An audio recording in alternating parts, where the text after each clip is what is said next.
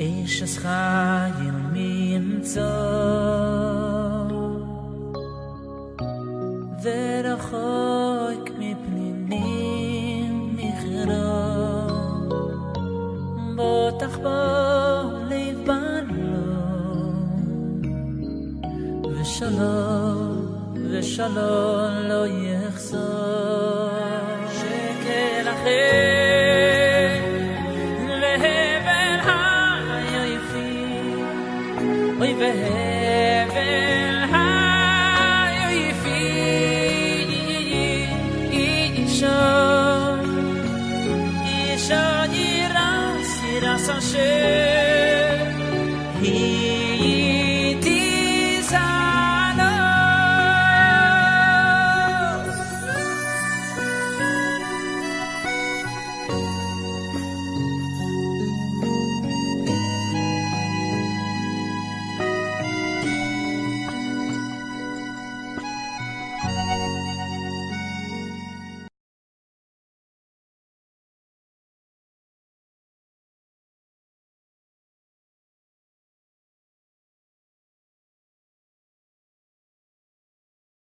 Je ne mens pas, j'ai préparé 3 cours. Wow. C'est pas que ça, c'est les étapes du Mitzrayim Shishek, les Meragdim, les Nachamim, se briser comme le loup pour se remplir. J'ai commencé. On les prémices des cours prochains. Ouais. Et j'ai vu, non, c'est pas ça, non, c'est pas ça, non, c'est pas ça. Les petites sourds. Il faut le sentir, c'est-à-dire que quand on prépare un cours, on sait qu'on a un message à donner. Hein? Et le message, tu ne sais pas lequel tu dois emmener. Et tu cherches, tac, jusqu'à ce qu'il y a quelque chose qui rentre en toi et tu te dis, ouais, c'est ça. C'est ça. Et tant que tu n'as pas arrivé à c'est ça, c'est long. Mais ouais, il faut beaucoup de tuiles pour ça. Enfin, il ne faut pas beaucoup de tuiles, il faut du émettre dans cette file. Bekit sur moi, l'année Kouda que je voulais préciser sur le cours dernier, c'était, on avait dit qu'il y avait 2 choses qui étaient très importantes dans la Vodat Hashem et qui a été en corrélation avec le Kivouj d'Eretz Israël, avec le fait de conquérir Eretz Israël, c'était la peur et la confiance en soi. C'était comme conquérir Israël, comme s'engager dans la Vodat Hashem, il faut ces 2 nikudotes. C'est ça que Moshe Rabbeinu il a dit plusieurs fois, Chazak ve'emas, allons les fached, allez-y, vous allez y réussir. Que Kadosh Baruch il a dit à Yehoshua, Chazak ve'emas, Chazak yedecha v'kavel Hashem. Et c'est ce qu'en vérité, c'est ce que Rabbeinu aussi nous dit. Il nous dit, allons les fached klal. Il dit, vas-y, n'aie pas peur. Donc c'est une écoute qui est très importante. Et il y a de la confiance en soi, parce que quand les Meraglim, les explorateurs, ils sont arrivés en Eretz Israël pour voir ce pays, de quoi ils en retournent. Alors ils ont rencontré les géants, ces descendants des Malachim qui avaient le Ra'in sur le genre humain, et qui ils sont tombés dans le panneau, c'est-à-dire qu'ils les ont vus. Ils les ont vus comme des gens insignifiants, parce qu'ils voulaient qu'ils soient insignifiants, et eux, ils se sont regardés avec l'œil des géants, et ils se sont vus insignifiants. Alors, le problème, c'est que ils ont leur manque de confiance en eux, et finalement, c'est vrai que c'était des princes d'Israël, c'était des chefs de tribus, c'était des tzadikim mamash. Elle comme moi, c'est-à-dire c'est vraiment des exemples, les gamrés. Donc ils n'ont pas eu confiance en eux. Mais c'est bien ce qu'il dit Rabbeinu quand il a dit à Rabbi Nathan, t'as pas confiance en toi, mais je ne peux pas te croire que t'as confiance, t'as la émouna dans Hachem et t'as la émouna dans les Chachamim. Ils ne croyaient pas en Moshe Rabbeinu, c'est Meraglim. Bien sûr qu'ils croyaient en Moshe Rabbeinu. Ceux qui ne croyaient pas en Moshe Rabbeinu, comme Korah et les autres, la terre les a avalés. Il n'y avait pas de problème, il n'y avait pas de safek sur ça. Donc c'était des gens qui avaient de la émouna. Dans le Moshe Rabbeinu, ils avaient de la émouna, dans la Kadosh Baruch Hu, ça c'est évident, avec tout ce qu'ils ont eu, c'était des sadikim. Eh ben non, parce que le fait qu'ils n'ont pas eu confiance en eux, où est-ce qu'elle est passée leur émouna dans le tzaddik, dans M. Rabbeinu? Dans tout ce qu'il a dit oui, allez-y, vous allez clou. Oui, les Bechla, ils ont parlé avec Kadosh Baruch Hu dans toute cette histoire. Ils ont dit, non, n'ayez pas peur, vous allez voir, c'est vrai, il y a des géants, c'est vrai qu'ils enterrent, c'est un pays qui mange ses habitants et tout. Mais Hachem, il a dit, ils n'ont pas prononcé le nom d'Hachem Michlal. Donc celui qui n'a pas confiance en lui, d'ailleurs, on le voit ici qu'il n'y a pas d'émouna Trachamim, il n'y a pas d'émouna Kadosh Baruch Hu. C'est évident. Et c'est quoi le résultat? Le résultat, c'est qu'aujourd'hui, on est en galoute encore. Le résultat, c'est que quand ils sont rentrés, c'était Tisha B'Av, tout le peuple s'est mis à pleurer. Et on a été kova ce jour comme un jour de deuil. Et le Beth Amikdash et le Beth Amikdash ont été détruits de Tisha B'Av. L'exil de l'Inquisition, ça a commencé à Tisha B'Av. La Deuxième Guerre mondiale a commencé à Tisha B'Av. Et énormément de choses qui ont commencé à Tisha B'Av. Et on pleure jusqu'à aujourd'hui. Et la Shoah, c'était tous les galouillots, tous les exils, toutes les souffrances les maladies, tout. C'est à cause de quoi? À cause d'une poignée de Bnei Adam qui n'ont pas eu confiance en eux. Parce que vous avez pleuré pour rien. Hein? Il dit parce que vous avez pleuré pour rien. Ça a entraîné que le peuple a pleuré pour rien. Mais qu'est-ce qu'il a fait? Pourquoi ils ont pleuré pour rien? Parce qu'eux, ils sont venus avec leur manque de confiance en eux. Et au lieu de renforcer le peuple dans la confiance, dans la Emouna Trachamim, dans la Emouna Bachem, ils les ont entraînés dans le rien du tout. On va dire que comment c'est Chachouv. Et le Zéloumadze, un Rabbi Nathan qui n'avait pas confiance en lui et qui a eu confiance Béhémet dans les paroles de Rabbeinu, il se considérait comme rien du tout. Rabbeinu, il a dit non, ça va pas, ton inam, c'est pas un kivoun de ne pas avoir confiance en soi. Il faut oui que tu aies confiance en toi, dans le top que j'ai en toi et dans la Emouna qu'Hachem il peut faire de toi quelqu'un de bien. Le problème quand ils sont rentrés en Eretz Israël, il était lequel? C'est qu'ils étaient intelligents autant, c'était des gens qui étaient des Talmidei Chachamim et tout. On ne peut pas dire ouais, ils sont. C'est-à-dire, ils avaient des talanotes importantes, à Moukot. Ils ont dit on était en Mitzrayim, on a fauté, on a fait toutes les Avodah Zara, ok. Après, on a reçu la Torah, on a fait des mitzvot et tout, on a essayé de rentrer dans la Avodat Hashem, tout ça. Mais la Gdusha d'Eretz Israël est tellement grande, on peut arriver. Quelqu'un qui est vraiment raoui, il peut être tzaddik, mouchlam en Eretz Israël. Mais nous, avec tout ce qu'on a fauté, avec toute la avodah zarot qu'on a pu faire, et même quand ils étaient dans le désert, ils pensaient aux marmites, ils pensaient aux pastèques, ils pensaient à Mitzrayim, ils étaient tout le temps, ils avaient tout le temps la tête là-bas. C'est-à-dire que c'était pas terminé, l'histoire n'était pas terminée de Mitzrayim. Bien qu'il y a eu tous les miracles et tout, mais leur cœur il était là-bas. Parce qu'ils ont grandi là-bas, parce qu'ils sont nés là-bas, et qu'ils étaient entièrement dans la Touma de Mitzrayim. Quand ils sont arrivés au Yam Souf, les Malachim, ils ont dit Hello Avodah Zara, Hello Avodah Zara. Les Malachim, ils ont fait une accusation. Ils ont dit à Hachem, pourquoi tu vas libérer les Bnei Israël, pourquoi tu vas leur ouvrir la mer? Après tout, ils ont fait Avodah, c'est des Bnei Avodah Zara. C'est des gens qui font de la Avodah Zara, donc le problème il n'est pas résolu. Les Égyptiens aussi, c'était des Avodah Zara. Mais à ce moment-là, quand ils étaient devant la mer, ils étaient des Avodah Zara. Leur cœur, il était mechoubar à Mitzrayim. Alors, c'est ça le problème, c'est-à-dire que et même d'avoir vu des Nissim, et Kabbalat Torah, et Kriyat Samsouf, et même qu'une servante canaanite, elle a vu ce que Yecheskel il n'a pas vu. Le problème, c'est qu'ils se connaissaient très bien. Ils savaient qu'ils n'étaient pas des gens Kadosh Mibeten. Et qu'ils avaient macéré dans des avérotes et que leur ratson il était nimshar vers Mitzrayim alors que bon, on a compris et tout, on a vu, on a pu bérir, d'accord, mais on n'est pas assez kadosh, c'est-à-dire qu'on n'y arrivera pas. on arrivera... c'est pas que ils n'ont pas été à Mahamine, ils ont dit que le Kitroug, il est tellement grand que même Kivyachol Hashem, il peut pas annuler ce Kitroug là qu'il y a sur nous, parce qu'on n'est pas agonim. Qu'est-ce que c'est Kitroug? Le Kitroug, c'est l'accusation, qu'ils n'allaient pas pouvoir y arriver. Ils ont vu dans les sacs qu'ils ne pourraient pas y arriver.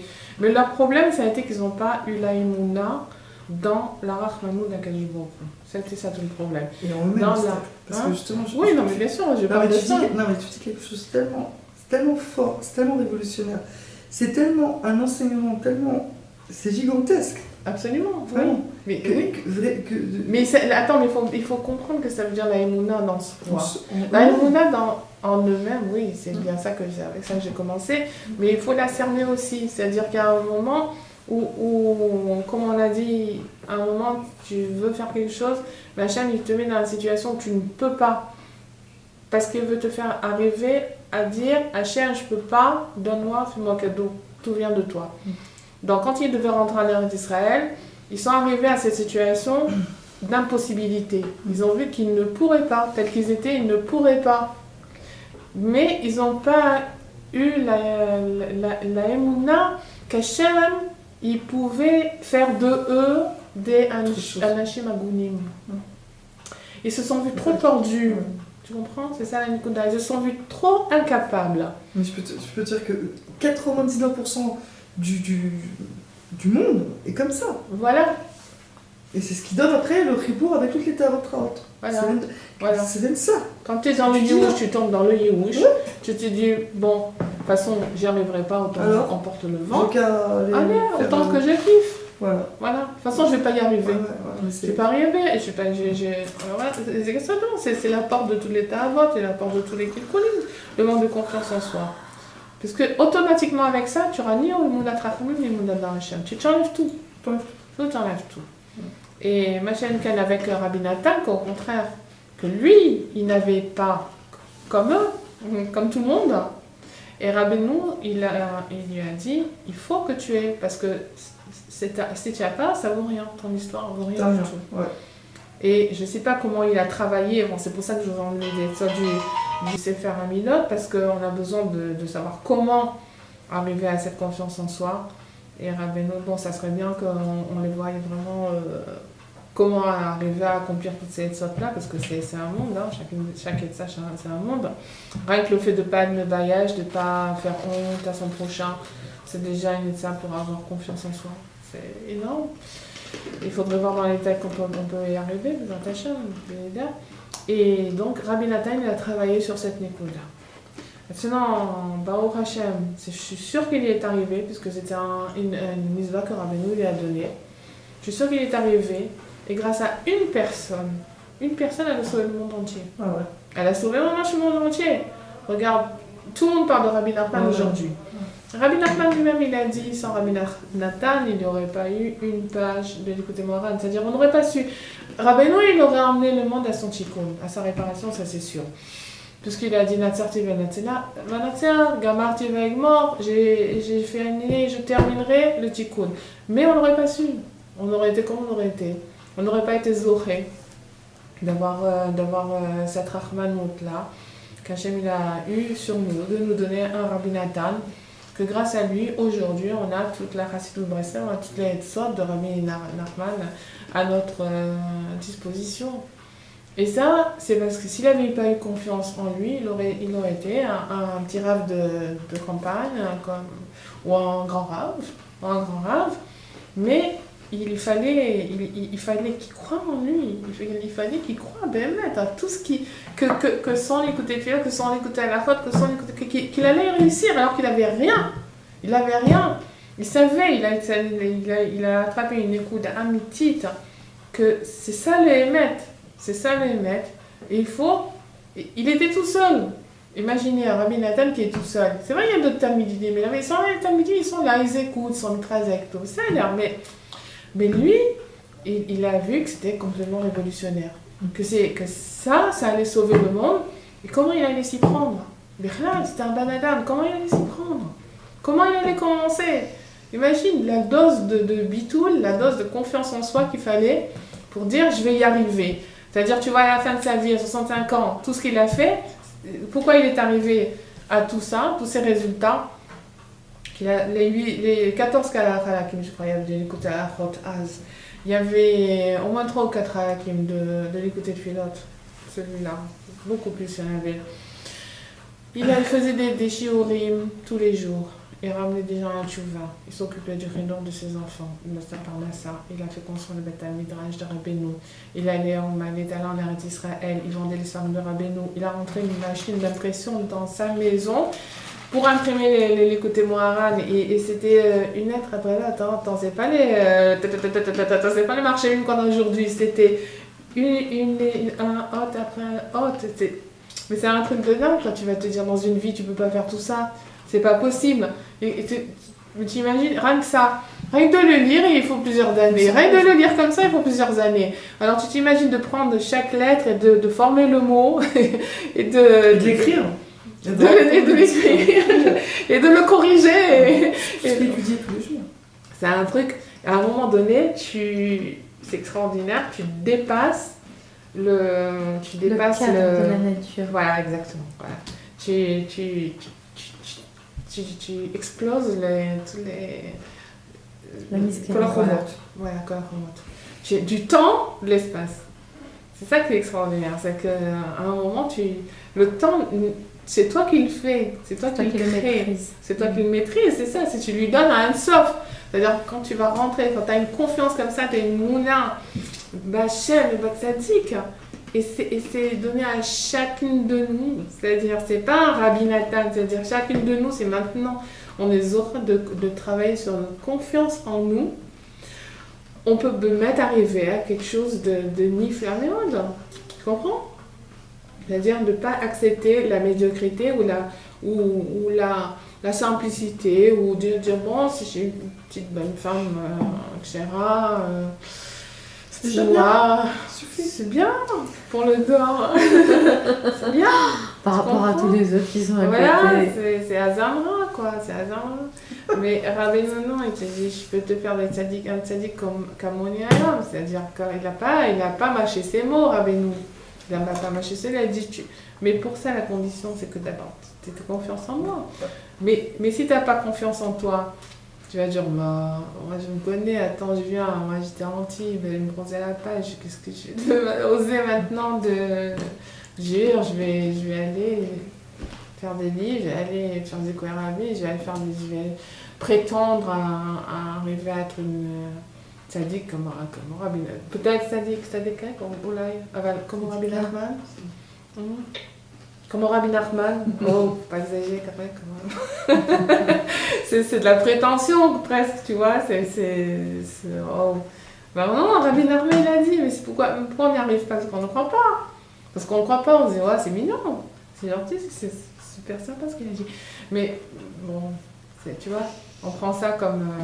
Ben non, si Bémet, on veut y croire, ben on va y arriver. Le truc, c'est de se mettre au travail. Et le premier travail, c'est d'avoir confiance. Comment avoir confiance en soi? Déjà, de ne pas regarder le rat, parce que c'est ça qui nous enlève notre confiance en nous. C'est ça qu'ils ont vu les Meraglim, ils ont vu le rat qui avait vu le mal, qu'ils étaient pétris de l'Azara, de Mitzrayim, des Retzonot qui sont pas chéris et tout. Ils n'ont pas cru qu'ils allaient y arriver. Ils voulaient sortir de ça. Hein? Ils n'ont pas cru qu'ils allaient y arriver. Et non seulement ils ne sont pas arrivés, et toute la génération est tombée là-dedans. Ouais. Donc il faut savoir que notre responsabilité, elle n'est pas rien que sur nous. Elle est sur toutes les personnes sur qui on pourra avoir de l'influence, les Tovas ou les Ra'a. C'est-à-dire, je ne sais pas s'il existe quelque chose de parfait. C'est-à-dire que notre passage dans le monde, est-ce que tu peux dire, bon, moi que je fasse pas, l'homme est chané, ça ne change pas grand-chose. Et je pense que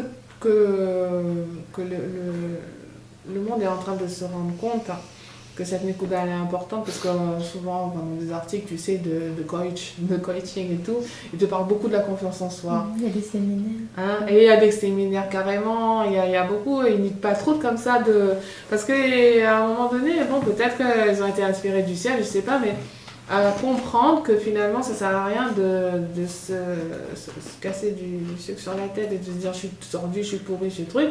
Ils ont vu que c'était beaucoup plus positif d'aider la personne à lui faire croire qu'elle est capable d'y arriver, que Stan, quoi, de la laisser vivre et de faire selon ses quicheronotes ce qu'elle a envie de faire dans la vie. Tu comprends? Le coaching, c'est d'arriver à aider la personne à croire en elle. Voilà, c'est ça. J'avais vu un article et le bonhomme il disait dépêchez-vous de vous donner une bonne définition de vous-même, parce que sinon c'est les autres qui vont s'en charger de vous donner une définition sur vous-même. Tu comprends? Alors, en général, en général, tu te vois avec le regard des autres, et le regard des autres, il est jamais tellement, surtout je sais pas, comment on a été élevé avec beaucoup de critiques. On a cru que l'éducation, c'était justement de montrer ce qui ne va pas pour pouvoir l'arranger. Donc, ni on arrange, ni on relève ce qu'il y a de bien. Ça fait qu'on est des générations de nuls. Voilà, on arrive à l'âge adulte, on est nuls. Non. Et avec ça, il faut conquérir des mondes. Ouais, complet quoi. C'est-à-dire, même si si tu commences dans la tchouva, tu dis, j'ai compris. J'ai compris que tout le monde se trompe, moi aussi je me suis trompée, maintenant je suis dans la tchouva. C'est bon. Alors après, quand tu es dans la tchouva, au début tu as du or, tu as la lumière, tout ça, tout va bien. Puis après, tu apprends du moussard, attention, nounou, si tu t'énerves, au bout d'une fois, 2 fois, 3 fois, tu perds ta neshama. Alors tu vois, tu t'es énervé 1 fois, 2 fois, 3 fois, tu dis c'est foutu, j'ai plus de neshama. Avec tout ce que j'ai travaillé, voilà, j'ai plus de neshama. J'ai le moussard, et tu te descends complètement. Et tu peux, même plus dans la tchouva, tu peux respirer. Parce que tu te dis non, mais c'est pas possible, si j'ai pas de parlassage, jamais il écoute pas mes filottes, il m'aime pas, certainement pas, il m'aime pas, parce que tout le temps je fais des avonantes, quoi, je veux m'en sortir, mais j'y arrive pas, donc j'y arrive pas, j'y arriverai pas, j'ai essayé, je me suis battue, ça fait 10 ans, 20 ans, 30 ans, c'est toujours la même chose, donc je vais pas y arriver, c'est tout, alors on fait. Mais ça, c'est ton interprétation, c'est-à-dire. T'es pas obligé de penser comme ça. On t'a habitué à penser comme ça, on t'a élevé comme ça, à voir la critique, à voir ce qui va pas, fais ton réjouir à l'effet, avant de dormir, tu dois faire ton réjouir à l'effet. Tout ce que tu as fait de pas bien dans la journée, tu dois le dire, tu dois bien en avoir conscience. Et c'est vraiment, c'est un marteau-piqueur. Tu vois, si t'es pas assez cassé dans la journée, tu finis le soir, il reste plus rien, tu t'enterres dans le lit, puis jusqu'au lendemain, que peut-être il y aura une itratchou, il y aura peut-être quelque chose de nouveau qui va faire que va savoir Nissim aujourd'hui, qu'on va me dire waouh.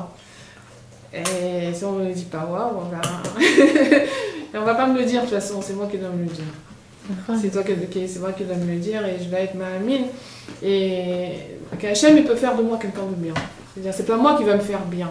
Je le sais, voilà, on a bien étudié qu'on peut pas y arriver, C'est-à-dire, Hachem, il va nous mettre. Sinon, c'est quand il m'a dit, je vais tomber dans la gava. Si c'est moi qui me fais, à un moment donné, je vais tomber dans la gava ou dans le yushi, j'y arrive pas. Moi, j'ai le problème de tomber, le pont très étroit entre la gava et le yusha. Si c'est moi qui fais, alors à un moment donné, je vais dire waouh, je suis arrivée, donc je suis arrivée, je vais tomber dans la gava. Et si je suis pas arrivée, je suis tombée dans l'iyos, que c'est foutu. Non. Alors, l'itaron, l'enkoda qui est extraordinaire quand on a confiance à Hachem, c'est qu'on tombe ni dans l'un ni dans l'autre. C'est-à-dire, si on réussit, on sait que c'est Hachem, donc on va pas tomber dans la gava. Et si on n'en réussit pas, c'est parce qu'on a les mots. C'est Hachem aussi. On sait que c'est Hachem aussi. Ouais, donc c'est une écouda, que il faut se. C'est la vie et la mort, tout simplement. C'est une question de vie ou de mort, d'avoir confiance en soi.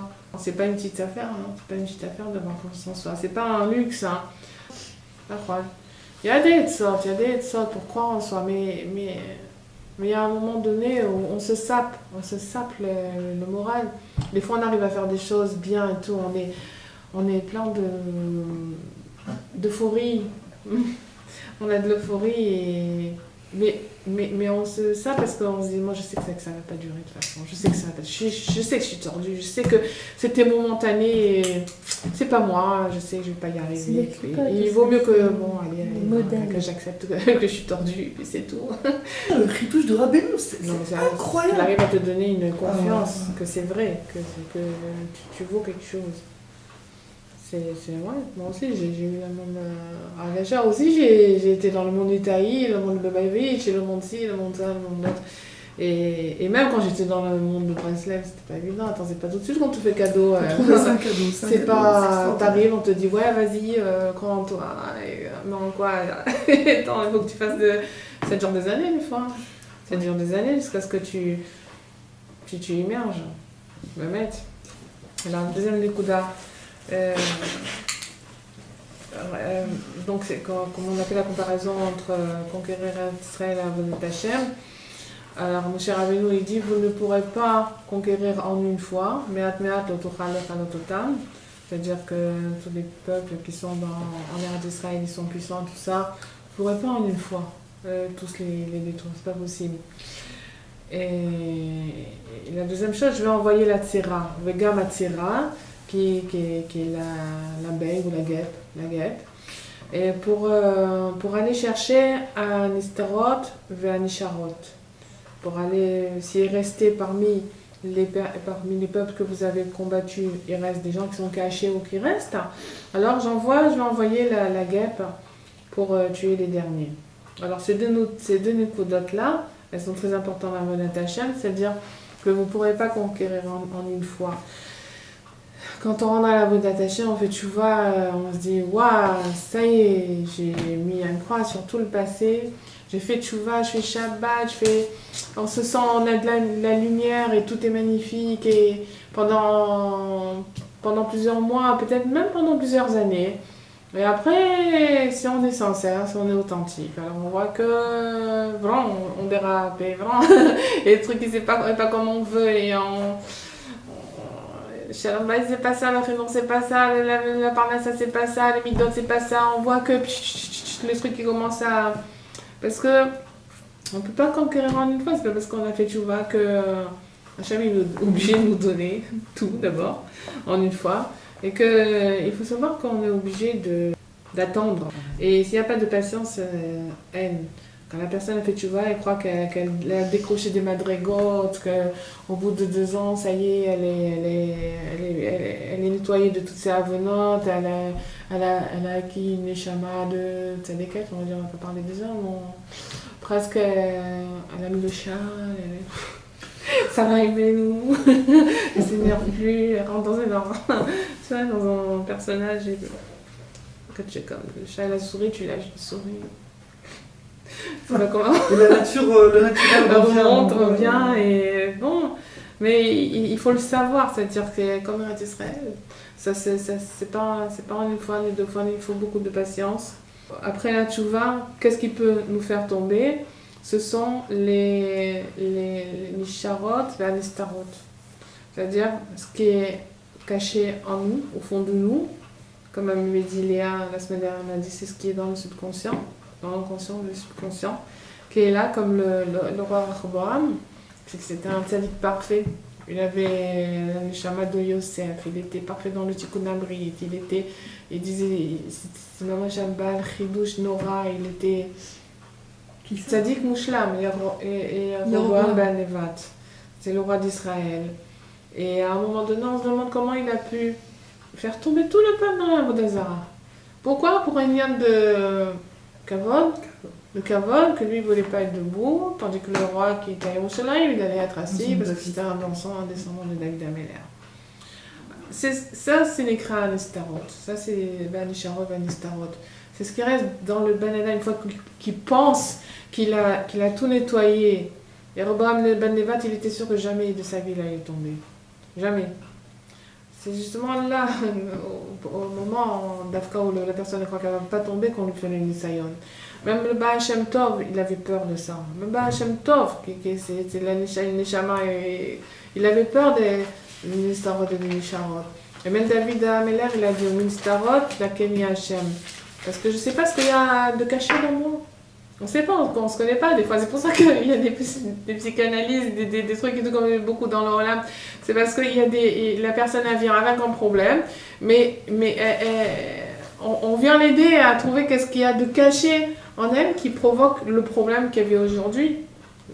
Et donc, qui vient dans la Torah où il y a ce moussag-là, qu'il y a des choses qui sont cachées dans le subconscient qui viennent soit de la matière dont on a été formé à notre naissance, qui viennent soit des avonotes qu'on a fait depuis qu'on est né, soit qui viennent des autres gilgulim, et qui sont entassés dans notre nefesh, dans notre nefesh, et qui vont provoquer des réactions que nous-mêmes, des fois, on est étonnés.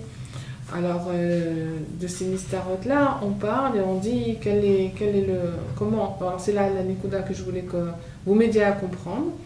C'est que Hachem, il dit, dans ces nistarotes, ces choses qui sont cachées de vous-même, puisque la conquête d'Eretz Israël et la tchouva, c'est la même chose. Donc, à ces ennemis-là, je vais envoyer la tsira qui va les piquer, qui va leur injecter de la mériroute, de l'amertume, et c'est ça qui va faire sortir et qui va neutraliser les nistarot, les choses qui sont cachées du Ben Adam. C'est-à-dire que quand la personne elle va avoir de la mériroute, elle va penser ça y est, elle a fait tchouva et que tout est bien, et puis Tom elle trouve que dans cette Nekuda-là, elle ne savait pas qu'elle allait trébucher, elle est tombée.